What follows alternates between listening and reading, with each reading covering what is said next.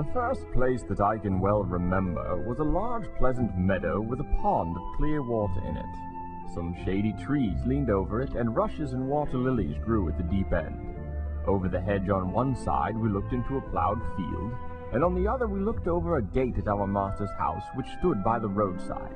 At the top of the meadow was a grove of fir trees, and at the bottom was a running brook overhung by a steep bank. When I was young, I lived upon my mother's milk, as I could not eat grass. In the daytime I ran by her side, and at night I lay down close by her. When it was hot, we used to stand by the pond in the shade of the trees, and when it was cold, we had a nice warm shed near the grove. As soon as I was old enough to eat grass, my mother used to go out to work in the daytime and come back in the evenings. There were 6 young colts in the meadow besides me. They were older than I was. Some were nearly as large as grown-up horses. I used to run with them and had great fun. We used to gallop all together round and round the field as hard as we could go. Sometimes we had rather rough play, for they would frequently bite and kick as well as gallop. One day, when there was a good deal of kicking, my mother whinnied to me to come over to her, and then she said, "I wish you to pay attention to what I'm going to say to you. The colts who live here are very good colts, but they are cart-horse colts, and of course they have not learned manners. You have been well bred and well born.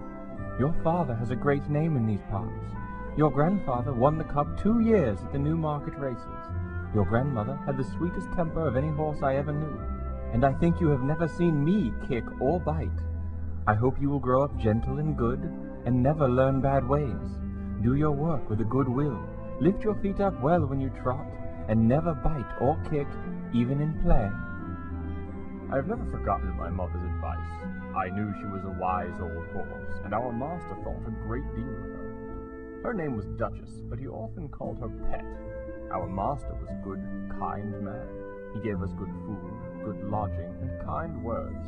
He spoke as kindly to us as he did to his little children. We were all fond of him, and my mother loved him very much.